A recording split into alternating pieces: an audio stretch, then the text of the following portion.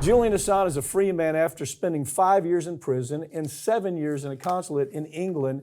And during a recent hearing for the Council of Europe, Assange made it clear the only thing that he was guilty of was being a journalist. The only thing he was guilty of was writing as a journalist and performing as a journalist. And you know what? I agree with him. I do too, and I think a lot of people have a lot of bad opinions of Julian Assange just because, of course, they were the ones who got the cables, the Podesta emails, and made them public. And sure, before that, though, it's such an interesting history of this guy.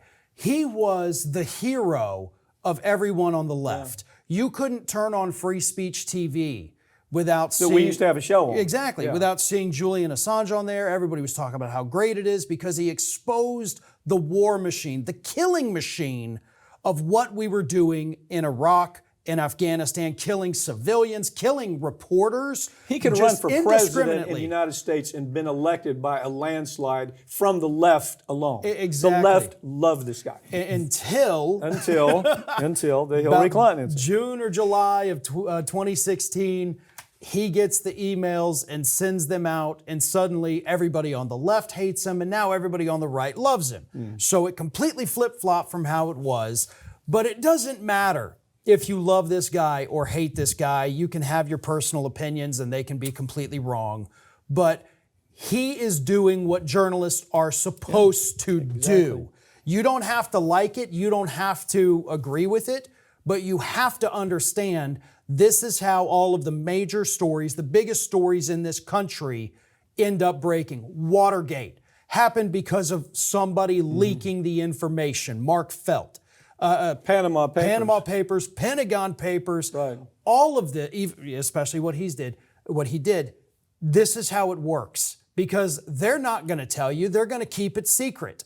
Journalists can't dig into that until it gets hacked or leaked or whatever. But you hear from the deep state, Americans are too stupid. They can't process this kind of information. When you tell them that the government's been spying on them, they can't process that. They say, I've done nothing wrong. When you learn that Iraq was all based on a lie by Dick Cheney. Well, Saddam Hussein was bad. Yeah, when you learn that there were no such thing as weapons of mass destruction. When you learn that we're in Afghanistan for reasons that he exposed that nobody even thought about. When you do that as a journalist, that should be a good thing, okay? It shouldn't be something where you serve 12 years of your life running just to stay alive. And that's what they did. There were times, I swear to God, I would see a picture of him in the embassy or wherever he was. I thought he was going to die. That's how bad this guy, that's what he's been through. Yeah.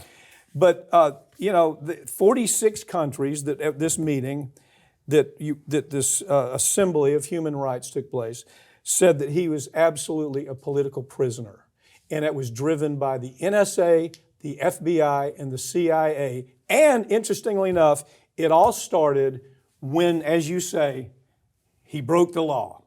He broke the law by making public those documents about the DNC and Hillary Clinton, right? Right, and it's important to remember too, they got the documents. WikiLeaks got the documents, just like they got them in the with what they exposed in the Middle East. They didn't hack.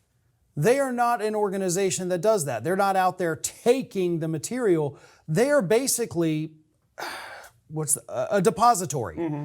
If you have this information, put it here. Mm-hmm. We will then help you get it out and get it exposed. That's what WikiLeaks is. They're not actually the ones doing anything that could be considered illegal.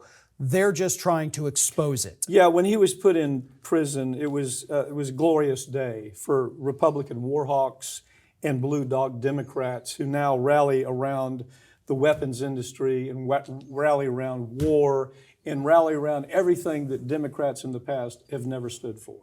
I don't even recognize them. I call them blue dog Democrats. They may be more Democrats than that, but we expect that from Republicans. I've always expected that from war hawk Republicans. Yeah. But I've never really expected that from the Democrats, and that's the way that they've gone. Look, they went as far as creating false charges against him, rape. Do you remember that? Yeah, in Sweden. In Sweden, and all of a sudden the girl says, he didn't really do that. Yeah. And you know, He didn't really do that, but it was driven by the government that put this girl up to saying that he raped me. They even made a damn movie about it to vilify the guy. He raped me. And then at the end of the day, she said, he really didn't. because it was at that point I said, okay, maybe really this guy is a bad guy. I thought so too. Because that's what that does to change your opinion. Yeah. And it was all a scam. It was a lie. It was a scam. It was a damn lie. An international scam to make this guy look worse.